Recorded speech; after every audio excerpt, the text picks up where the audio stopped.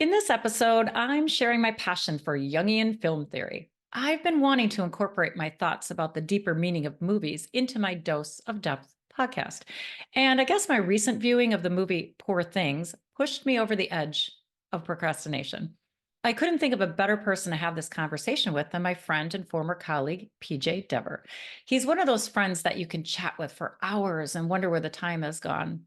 For years, our conversations naturally gravitated towards films and Netflix series, whether they were blockbusters that appealed to the masses or more niche films. PJ doesn't have any specialized expertise in film theory, but he indulges me in my insatiable appetite to dig beneath the surface. And his own thoughts about films facilitates my process of finding deeper meaning. He always has an interesting take. The space between us, PJ and me, is like what Jungian analyst Luke Hockley calls the third image. That space between the movie screen and our unconscious, or our TV or our laptop, and our unconscious.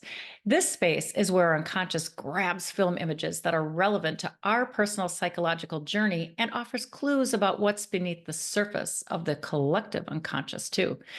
But before we get started, could I ask you a favor? If you enjoy Dose of Depth podcast, or if this is your first listen and you like this interview, could you like it, rate it, leave a comment, subscribe, share any or all of those things? And if you can afford it, become a financial supporter with just $5 per month to help me offset costs and time I devote to being the sole creator, editor, producer, and promoter. Back to the deeper meaning of films. The fact that I could not immediately articulate how this film, Poor Things, impacted my psyche was a clue that it was communicating something new.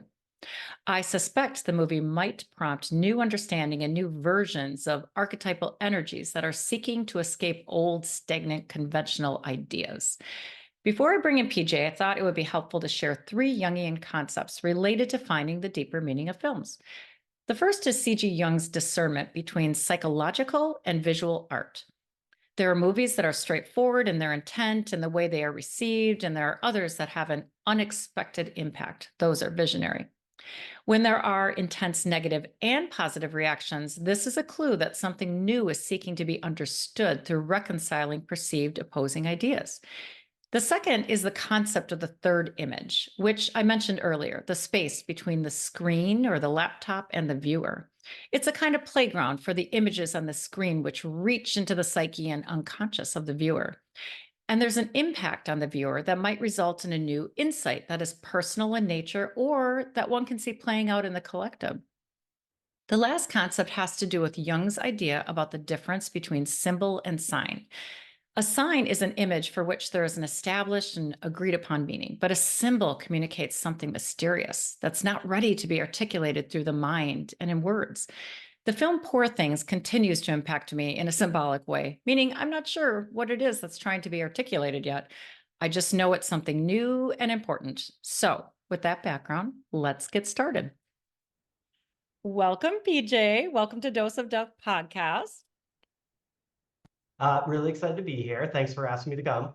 Yes, I haven't had a chat with you about movies in a long time. So, and Happy New Year, of course. And you just told me you bought a new house. So that is really exciting. And, well, I guess I was going to ask you what's going on interesting in your life, but maybe that's the biggest thing.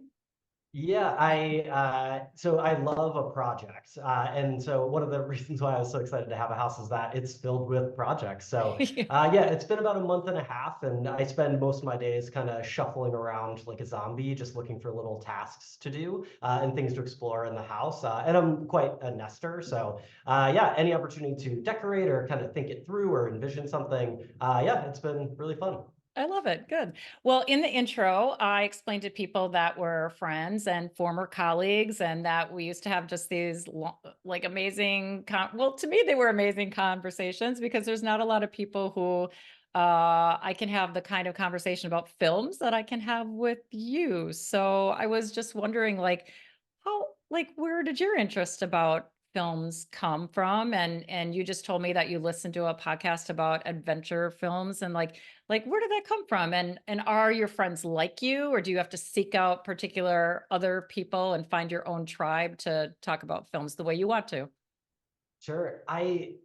having a hobby that you can do solo, like watching movies and Mhm. being into movies, is great. And there's so many other hobbies that are enriching to people's lives, and you can do them solo, so you don't need other people. But when you find other people that are also into that thing, it's great. So anytime we got to hang out and just talk movies for hours, that was always great to me because I don't always have access to people who love to talk about movies or love to talk about them in a particular way. But I am really fortunate in my current friend group. I kind of have people that like different styles of movies, so it keeps things interesting because I can find myself really enjoying many different types Mhm. of movies. But I do have a friend that really loves movies. He went to film school. We talk about movies a lot. For his birthday every year, I actually buy him a membership to Milwaukee Film, which is a dual membership, which is typically for couples. But hey, it's just me and him. So I buy it for him, and then we go. We get discounts on movies and go to the film fest and stuff like that. And then I have other friends that love irreverent movies. So movies Mhm. you've never heard of. It's like they'll watch a compilation video of like corporate training videos from Wendy's and Burger King from the 90s. So they're great to have around because they'll find really obscure stuff that you would have never heard of. But for me, my love of movies, I think I always loved movies. Growing up, we had of course, a VCR, and we had very limited tapes at the house, but watched them over and over again. But my family wasn't into movies, so that didn't really flourish in me until I got to college. And then I had a number of friends that were really interested in movies, and they showed me some really great movies. But in all honesty, I really started getting into movies because I wanted to be interesting to women. So I thought if I knew a bunch of movies that girls would be interested in me. That is not true. But the secondary effect of that was that I got to learn that I loved movies. And then eventually it kind of grew into me loving stories is Mm. really the thing. So I love to engage in like reading books and stories and like great TV shows and people. So asking questions, listening to people, hearing where they're from and what they're into is all just yeah, really interesting to me. But movies will always be my number one. Every weekend I'm looking to take in some new interesting movie. But I am guilty of doing that thing where you're like, oh, I want to watch a good movie, so you start looking for one, and then a half an hour later you're just still scrolling through movies and have not selected one yet. But yeah, I'll always take the opportunity when I can. Yeah, I really rely on the Netflix algorithm to help me out. And I love the word irreverent. Whenever I see a movie that's got that, and I'm like, okay, I need to watch the preview to see if I like that. Oh, I didn't give you this question ahead of time, but this is what came up for me. Um, I is there a movie that stands out that really had an impact on you when you were a young adult? Because for me, it was Alien. And Sigourney Weaver was like the first woman like hero in a sci-fi, and she like kicked alien ass like like I loved that whole series, and it really that was one movie like that's the one that I can remember from being a young adult that was really impactful for me. Is there one that you know off the top of your head? Well, it's interesting that you bring up Alien. When people do ask me, because they know I'm into movies, they're like, "What's your favorite movie?" But anybody that has a hobby, it's very hard to answer questions Yes, like yes. that. But if I'm hard pressed, I do say Alien. I Oh love yeah. love Alien. Yeah, and I love Ridley Scott. Been following him through his whole career, and even now he still makes great movies. The occasional miss, but hey, he's taken a ton of swings, and most of the time connecting. His batting average on movies is great. But yeah, like you said, Sigourney Weaver owns that movie. Aliens, I mean, they even give her more to do, and she's great. Of course, that was a Cameron instead. But for me, growing up, man, I don't have a great memory of my childhood. Just one of those people that it's hard pressed to remember things from my childhood. But I spent a lot of time watching, kind of the men of my age classics, adventure movies. Your Indiana Jones and your Star Wars and stuff like that. Yeah. And so I would say, the Indiana Jones movies really stuck with me. And I'll still always watch an adventure movie. Mhm. And really cemented my love of practical effects and kind of I've always been in love with good guy instead of like the I'm somewhat drawn to an interesting flawed character, but in what some people would consider in a somewhat lame way. I'm always attracted to the goodest guy. I was a Ninja Turtle kid, and I loved Leonardo. And every other kid told me that he was annoying and whiny, and he was always trying to get everybody to do the right thing. But hey, that was my guy. I love it. Okay, that fits you perfectly. All right, great. So let's dive into this film, Poor Things.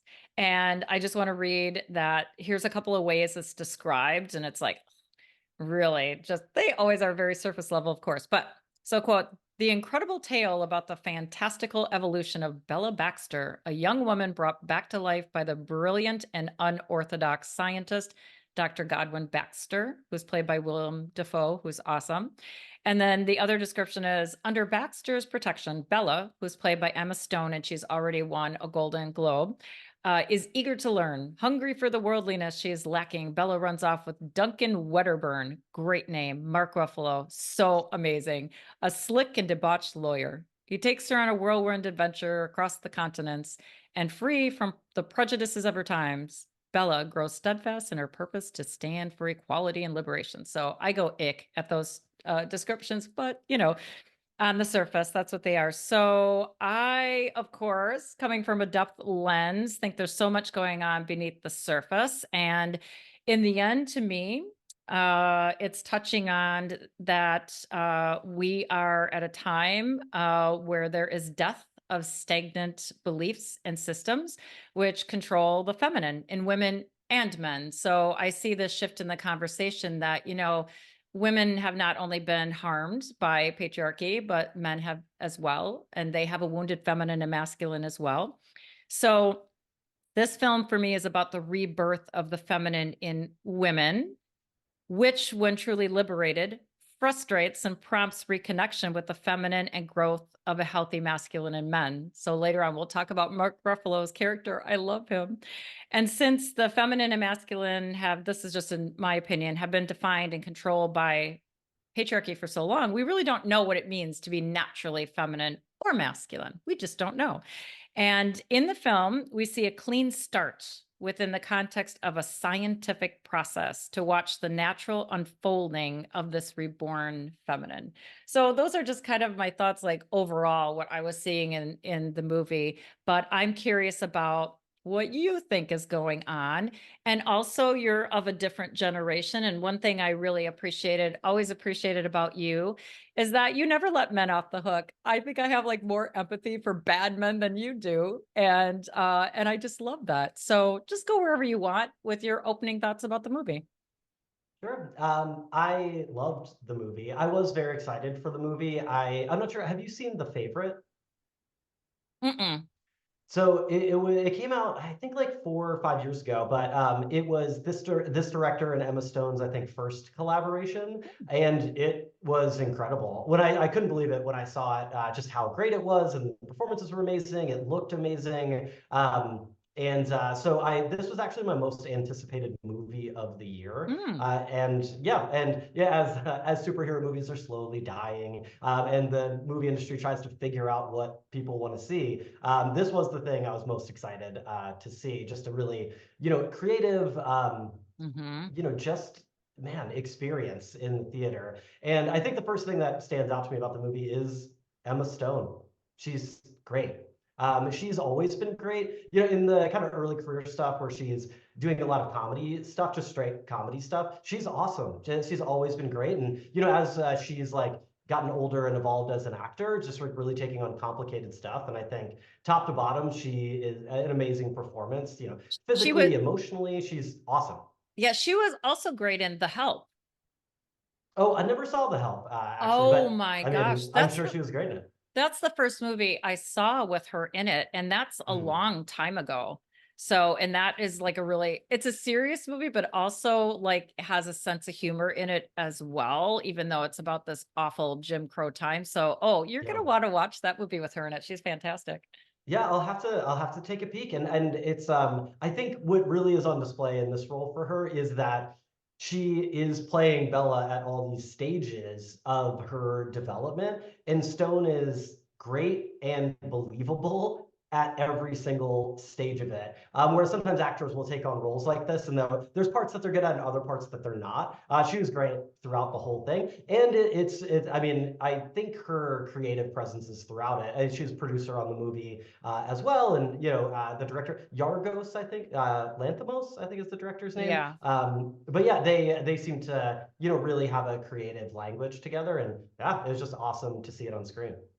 Well, it was so like there's so many different ways the movie was really just kept you off kilter.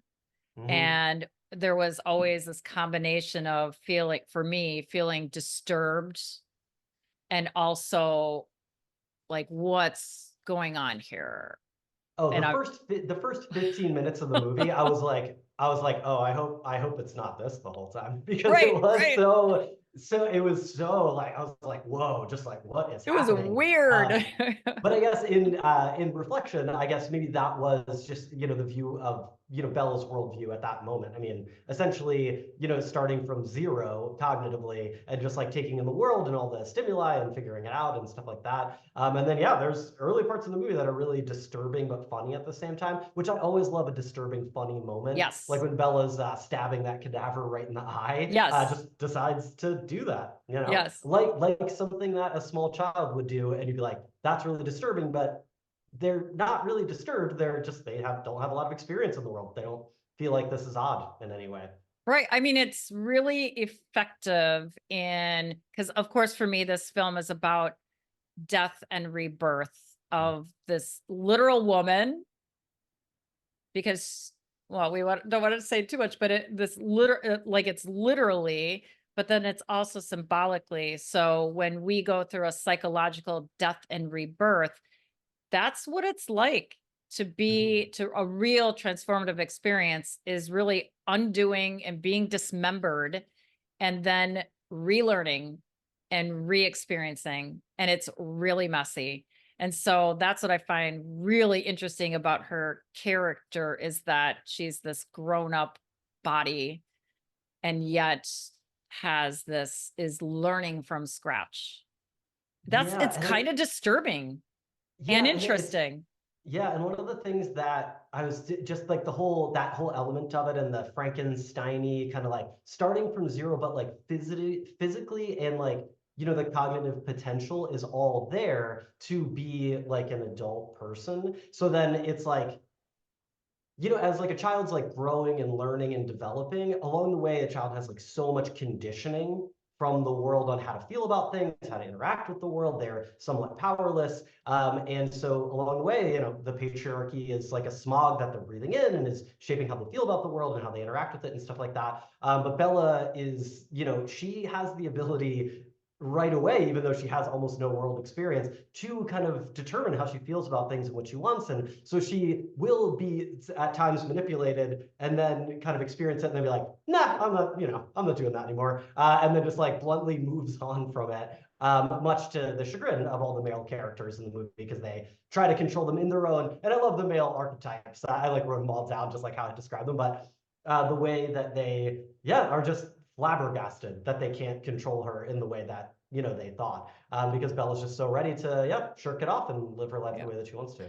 Well, and I just had a new thought because another disturbing, part for me was that, she was an experiment, but Hmm. in a way, and the character, of course, Dr. Godwin, who is referred to as God, at first I was like so angry that he was seemed to be controlling her, but really what he was doing was almost allowing her to develop naturally in not being exposed to the outside world so that when she was ready, she's like, I'm going. And I love when she says, I'm going to secretly run away, but I'm telling you that because I know you're going to feel this way about it, and in the end you must let me go. I love that. So there are so many memorable lines. I actually was really bummed. I tried to go to a lot of times for movies on IMDb. You can go in and people write in all the quotes from the movies. And I was really disappointed. There's only like 4 in there so far. But I mean, an incredibly quotable movie. It has so many great lines. The line deliveries, but then also the way that it's written. Yeah. Yeah, just absolutely great. So, okay, so speaking of death and rebirth, so and kind of starting at the beginning, the first scene is so dramatic. I love it. I mean, the bridge, the water, the darkness, the blue, her dress, and it's a surrender to death. It's a choice to die, to escape in desperation, to escape life. And we don't know the details at this point. And then all of a sudden, the next scene is like this Emma Stone's body with this and you don't even really know what's happened. You just see this grown woman dressed in these weird infantile baby clothes that is like, like spitting food out, and it's this, clearly it's the starting over. So one of the things that I mentioned, that I was really uncomfortable with Dr. Godwin. I did not like him at all, but I do love how he transforms and evolves over time. And then I came to see by the end how, he does represent this wounded, traumatized masculine. When you find out what his father did to him in the name of science, and so science is of the mind, is masculine oriented, right? So the one-sided idolizing of the masculine wounds men as well, and he had physical wounds as well as, and so really his like project with Bella helped heal his inner masculine as well. So for me, it would be a mistake to view this film only as about a woman's journey, because all of the men transform in some way in reaction to Bella's actions. And for one, it doesn't go very well, right? For the other one, he goes nuts. And then the other one, he he evolves from having a really, like, being attracted to her not only her innocence, but her infantilizing. That was gross. Like when Max was like so attracted to her when she was really had the mind of a baby, but he evolves as well. So for me, it's like this journey, this unleashing of a liberated feminine and also a liberated masculine. So I don't know. So I don't know if you have thoughts about like the first, second scene or anything that I just said. Just go wherever you want with it. Yeah, it was funny trying to remember the beginning of the movie. So I only saw the movie once. It was only, I think, like a month ago, but so much of it sticks out to me. But I was having a little challenge tracking the beginning. But it was, I mean, yeah, it was great. But what you're saying about the male characters, they do, it's almost, the way I saw it is that they are affected by the fact that they can't trap Bella, which was also one of my favorite like jokes in the movie, is that there's like a late joke in the movie where she was like, I'm very flattered that you would try to trap me, but I'm unwilling to be trapped, so I'm gonna leave now. Yes. But she was flattered by the fact that he was trying to, it was great. I know. But I did see that, while all the men were affected and like the way that they, interact in the world was kind of shattered, and they obviously had big reactions to it. I didn't notice them like evolving into better versions of themselves, just that they were deconstructed and then couldn't deal with it. So in that way, I saw them transform, but I didn't see them become something, different and better. It was, and maybe that's kind of the point. Like they, once this world that is built for them to be validated and be successful is shattered, they kind of can't deal with it. Whereas, like women always have to figure out how to navigate a world that is built to, to raise men up and to keep women in a place of support in, a male dominated world. And yeah, I guess Willem Dafoe's character does, maybe he kind of softens over time and changes, but I guess that's like so much of like the hard older male thing where, they'll spend,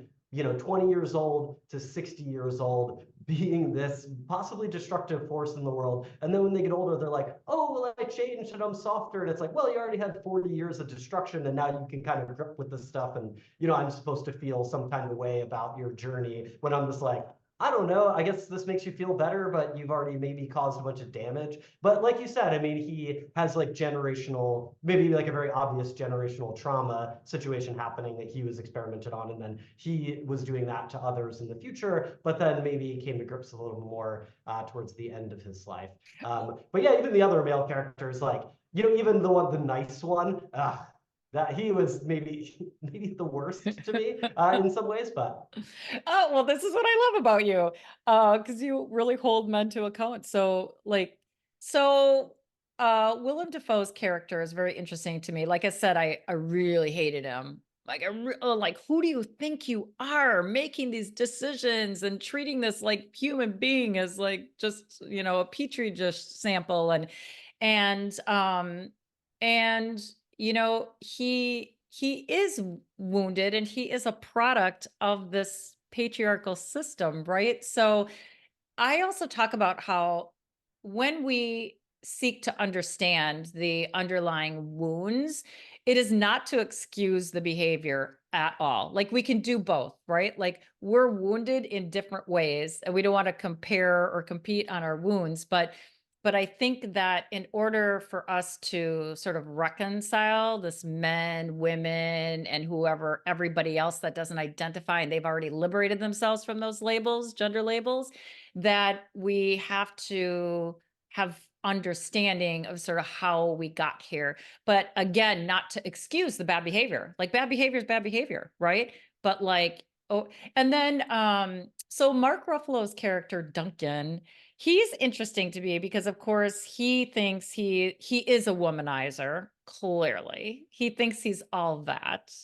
And so he's a narcissist. In the end, he's a narcissist, right? So anybody who thinks he's all that, he's really very weak inside. And she brings him to his knees, right? She makes him crazy. But what's interesting is that he's not abusive. So when she challenges him and she's like, no, I'm going to go have fun. No, I'm busy reading. Like that scene on the cruise ship where he's like tosses her books and she's like, whatever, man, here's another book I'm reading. So he's not like it's interesting. He's frustrated by her because he can't control her. And he does try to adapt.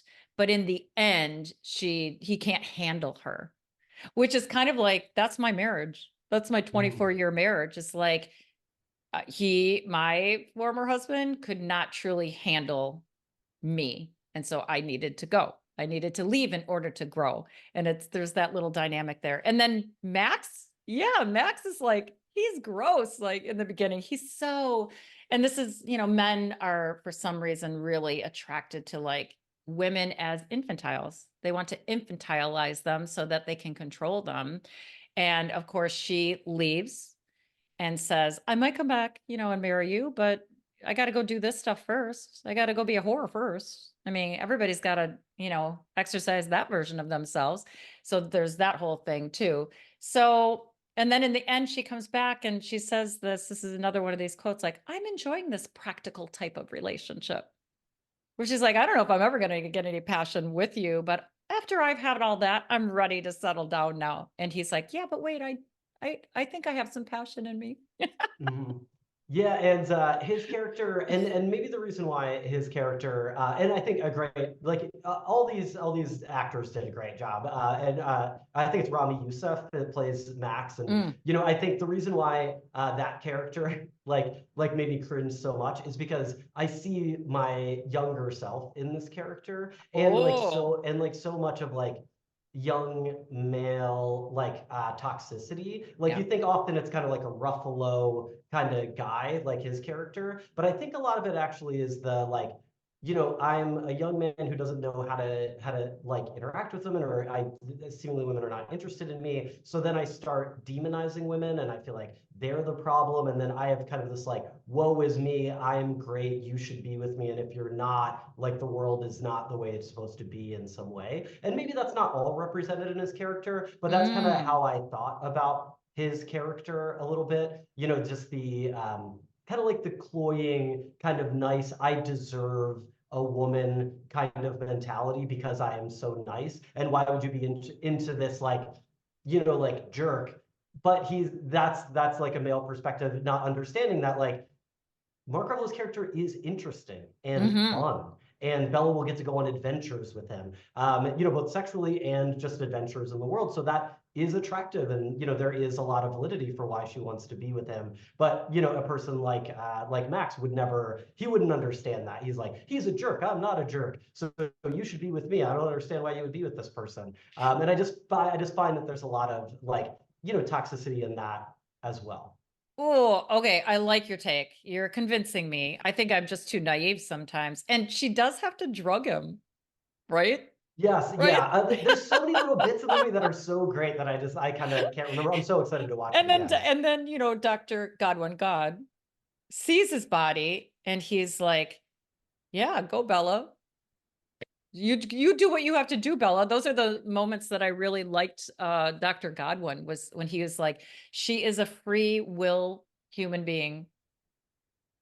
Yeah, and I think there's yeah, I wonder if Godwin was younger. So if he was like 40 Mhm. or something like that, would he have taken the same kind of sh shoulder shrug like, well, I can't control her anymore? Or is it because he's older?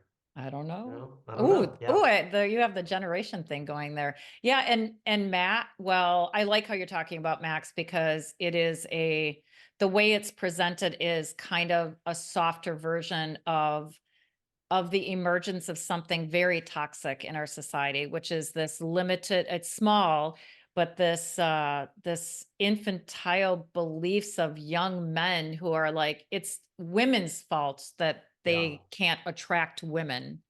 And it's not even a blame the victim. I mean, the women are like, it's blaming them for existing in a way that like it reminds me a little bit of when I got divorced and then all of a sudden I had these odd experiences happen to me that had to do with boundary setting, and I would notice like this thing that some men do that women never do, which is like when they have their sights set on you, they feel entitled to your response and reaction. Yeah. So I would be sitting in a bar, and I'm in a bar, so I get it. Like, and I'm attractive. I get it. Somebody's going to say, "Hey, what are you doing over there?" And I'm like, "Oh, yeah, I'm working on my dissertation or whatever it is." And then I would quickly put my head down.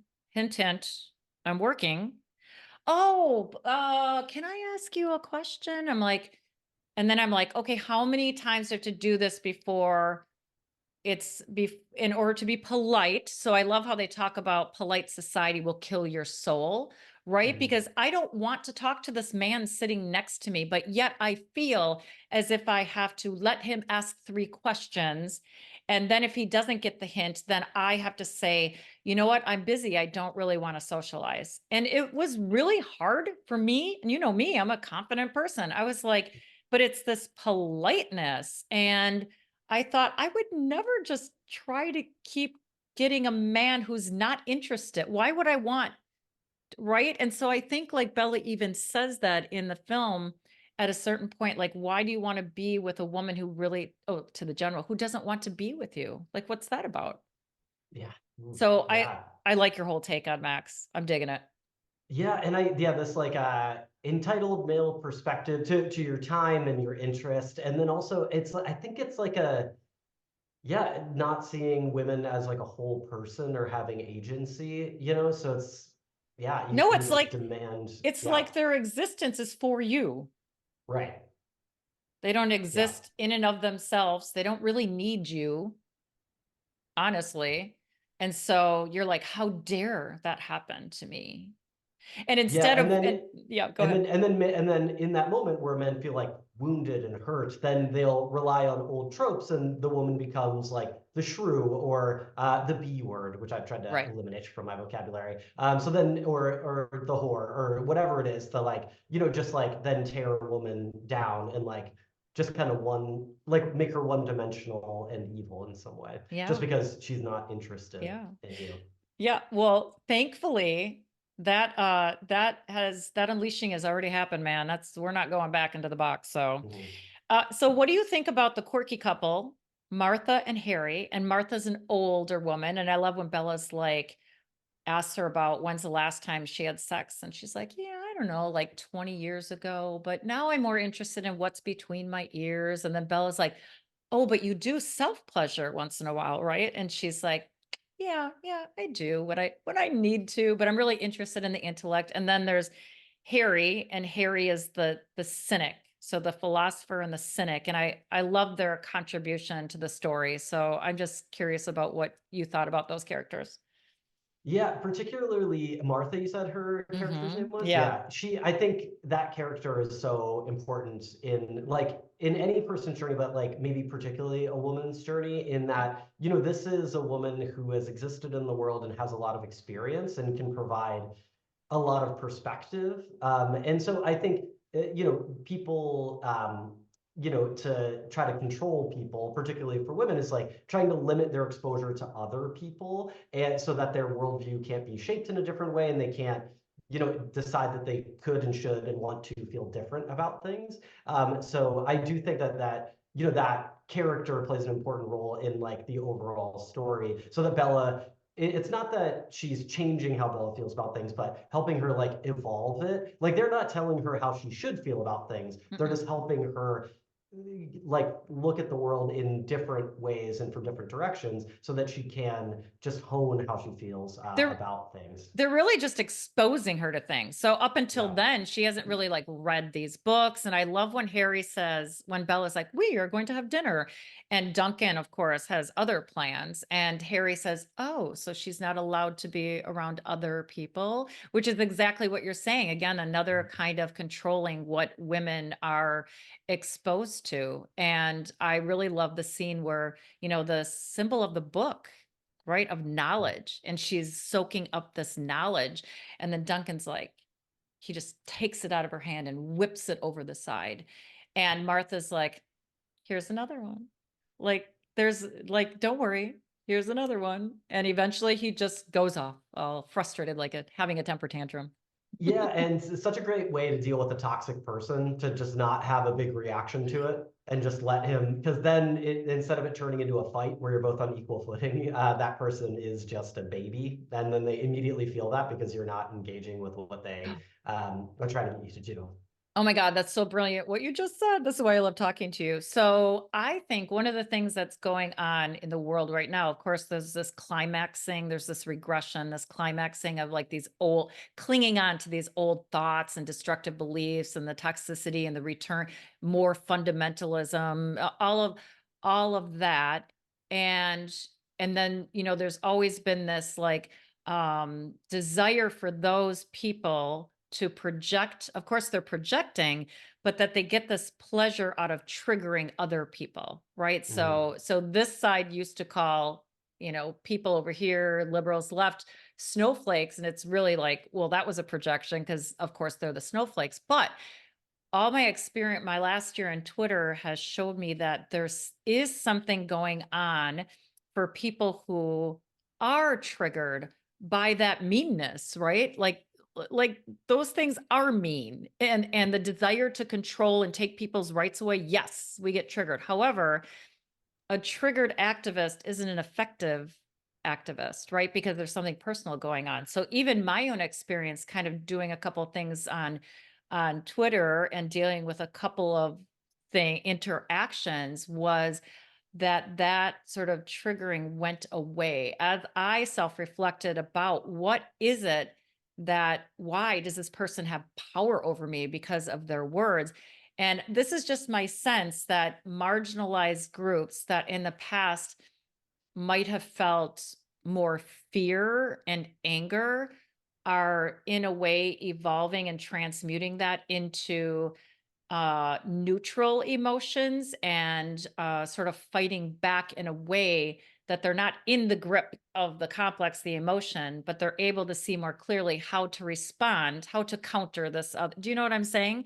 So, like working out the projection so that certain things like, well, it doesn't trigger me anymore. So keep doing what you're doing, but it's really not having an effect on me. So now what are you going to do? I don't know. I just see like, this movement, this counter movement, and I see an enhanced self-reflection on people who are already self-reflecting, but they're doing it at an even deeper because they're being forced to by this other regressive force, if you know what I'm saying at all. Yeah, a lot of interesting things. I think it is interesting. I do think that anger and showing anger actually can be a helpful tool Mm-hmm. at times, but it can't be the only thing Mm-hmm. that you do. I think, people like engaging and like trying to get, big responses and stuff like that, is, man, it's like a disingenuous engagement in the conversation. It's more about proving that you're right, or Yeah. that, and just like winding the other person up. And what you said about like his like maybe like people of color or people that have been disenfranchised throughout history and currently are as well. I feel like there's always been that need, particularly for Black people in America, to like tamp down how they're feeling, because like if they show big emotion, then they'll just be labeled as angry or some other derogatory coded way.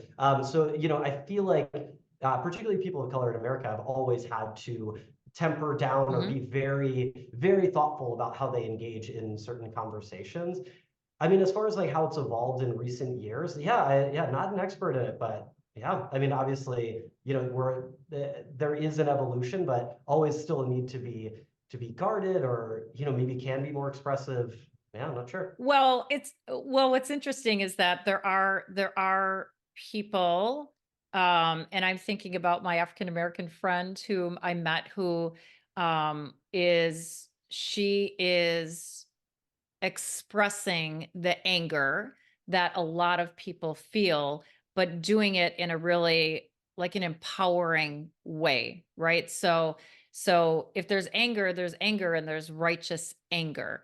But anger is a great emotion to start with because it's high on the vibration scale, and anger implies you can change something. If you didn't, you would feel despair, right? But anger is like a great emotion that way. But I think like kind of what I'm saying is that people who are mean or are all about owning the libs, it works on a lot of us. Mhm. So that's what I'm seeing is this sort of on my part and other people's part to realize that when it works on you, it's because it's triggering a wound, right? And as you self-reflect and come into deeper relationship with your inner world, then these things don't trigger you. And Mhm. so then you're able to like proceed or counter in I guess a more effective way when their behavior doesn't impact you anymore. So not that people don't have the right to be angry, but like Mhm. when somebody says something and in the past it hurt you or really pissed you off, that anger is about something old. It's not really even about that. And so when you're able to relate to that and you are not bothered by what people say. So anyway, so that's what that when you talked about the scene where he just kept throwing books and Martha and Bella were just like, whatever, just throw your temper Mhm. tantrum. It's really not impacting me. And then he walked away. Yeah, and it is, man, it is tricky because you could say like, oh, we could just, you could do that to anybody who has different beliefs than you. But then if no one challenges them, then it becomes the norm that, yeah, and no one's saying the opposite, but you're just trying to not, give them like level footing with you and stuff like that. So yeah, we live in a time where it's really hard to determine like what you do engage with, what you just avoid engaging with, what you because if you don't say anything, particularly people that have like privilege and power in Hmm. the country that you're in, then yeah, if you're not saying anything, then you're just enabling it. Man, it's a minefield. But I think like particularly for and again particularly for white people and white men, like you can't just be like, it's too confusing. I'm just going to disengage. I'll vote, the way that I feel like is right, and then I'll just disengage with the whole thing because you have to engage. And I Yeah. think that that's kind of one of the frustrations of people is like, oh, but then I have to like think all the time, and I'm always like worried about like saying something wrong or doing something wrong or having to Yeah. say something, and it's like, yeah, well, welcome to the trenches. White Well, that's people, you got right. to get in there, you got to do stuff. And as I often say, we don't get to pick our time in history. So we've had a Mhm. nice, for my generation, a nice 30-year run. And now I had to come out of the closet as an activist again. It also, Mhm. one more thing, it also reminds me of somebody that I follow on TikTok. And she's a Black woman who's all about like, hey, white women, you want to know how to fight racism? I'll help you. And I love Mhm. it because sometimes white women want to know what to do, and some Black women are like, that's not my job to teach you what to do. And they're right. Mhm. And there's also like this other woman who's like, well, I'll do that for you. Mhm. You're willing? Let's go. So it's like there's so many different things going on. Yeah. Yeah. So, okay. The soundtrack, the surrealism, the imagery, the fact that the first third of the movie or quarter of the movie is black and white, and then it goes to Mhm. color. So kind of what are your thoughts about that? I saw a description of the soundtrack as strange. I loved it because it was so disconcerting. And then I saw the word subversive used to describe the film, which I love. Um, and I love when she does go out into the world and they go to Lisbon, Portugal, like the lens that they're looking through is almost, I don't know if you noticed this, was almost like a fish looking through a fish Hmm. out of a fishbowl. Yeah, So, that showed up, I think, a couple times in the movie, and it was yeah. interesting because each time I was like, why has it showed up again? How am I supposed to feel about this? And I couldn't get it. I'm not the best at understanding I'm always like up for a visually interesting movie, but like how it relates to the characters and the story, sometimes I do struggle a bit to grasp it. Yeah. So, do you like, did you feel the soundtrack while you were watching the movie? I did. And I think maybe not everybody would, but for me, Yeah. it was just like, oh, it was, well, it had all those, what do you call the notes that are, they're not, uh, the The yucky notes that are sounding. in between notes or whatever. I don't know what you call that kind of sound, but it's like, it's not a pleasant sound, right? So, Yeah. and then the violin in there, and yeah, I don't know. That really worked on me. And then like between the scenes or the acts, there were the images of Bella like floating and Uh-huh. water. Those And are cool. so it was almost like she was floating in a petri dish in the first image. And I can't remember the second image, but then the last image was, act three was her walking. It was her walking over the bridge with a suitcase. Go. Yeah. Yeah. Yeah, I think so. Yeah, and now that you're talking about the soundtrack, it is reminding me of what it sounded like. And yeah, it's man, a good score in a movie really helps that movie be successful. Yeah. But it's almost like I don't notice the score unless it's like really bad or weird in some way. So yeah, it definitely kept me in the movie. The visuals were amazing. Really great. And I know that this is so like the old man thing to say, but it's like practical effects are just so much better than like CG. And there's, CG should Yeah. be used like to enhance, practical effects. But if it's just all CG, it doesn't have that like tactile feel. And yeah, maybe it's like they're going for kind of like a surreal look in using these kind of big miniatures. But I mean, how it looked so much different than so much of what you see these days. And so then it made it feel special and different. And yeah, just absolutely loved it. And yeah, the visuals that you're talking about Emma Stone kind of floating in water. It would be interesting to see how they did that. I mean, I would imagine it's just like all practical, kind of cool cinematic stuff that they were doing. And yeah, and I always wonder what they do with those miniatures when they're done with them, like the miniature sets that they had, Yeah. or like the backdrops or the ship. All very cool. Oh my Uh, gosh. Oh yeah, the ship and the sky and the storm and the colors. And I mean, it was a film about, the first part of it was about limitations, and the rest of it was about possibilities and mm, freedom and finding your own way and redefining. And her whole sort of escapade as being a whore was like mm, it was just so empowering, because she didn't have the shame that everybody, right? She hadn't been in no. society and hadn't known to feel shame. She was just like, huh, this is interesting. I can earn a living this way. And then she like tried to change it up a little bit when she was with different men. And sometimes it Mhm. worked and sometimes it didn't. And that whole thing was like just shatter. It's just a movie that sort of shatters convention, I think, which is really good. Yeah, and a great challenge point. I think, people's views on sex work has really Hmm. changed, or it's Hmm. evolving, Yeah. but it's not like it's had a huge revolution and everyone's cool with it. No. So the fact that that is highlighted and a part of her story, I think is great. And then it really is, I'm trying to remember kind of the arc of her being at the brothel. It's like, I think it starts out with it being a little uncomfortable, and the men are kind of setting the terms, and then it somewhat evolves that she's controlling as much as she can in that situation, and then yeah, yeah, I Yeah. don't So, know, it's interesting. it's after like she blows Duncan's money and then Duncan takes her. Hmm. Well, he ends up taking her money and she's like, oh, she found, and she goes, I'm going to go get a hotel. So she Hmm. thought it was like a regular hotel. So she literally was like, I don't know what this is. And the madam Hmm. is like, oh, honey, you need a job. You just go up to the room, you do this, and you collect the money and give me a little, and that's it. And she's like, well, I do need sex and I do need some money. Like I am bored with Duncan, right? And I Yeah. need somebody new and and somebody would pay me for that. That's so interesting. So I just love it. I Yeah, and I love it love the all. madam. I feel like I've seen that actor in other things, but I mean, she's got a great voice. She's got a great look for the role. She was great. Yeah, definitely. So, okay, well, I have pages and pages of other notes, but what do you have it? What else stands out to you? Is there anything else you want to say about the film or we could be Um, done or well, I think one of the things, I mean, it was something that as soon as Bella got out of her like house clothes, I knew that my partner was going to talk about the wardrobe in the movie, which I thought was amazing, but I knew that it would hit for my partner very much. And right after the movie, she was telling me, she's like, I would wear every single one of those outfits.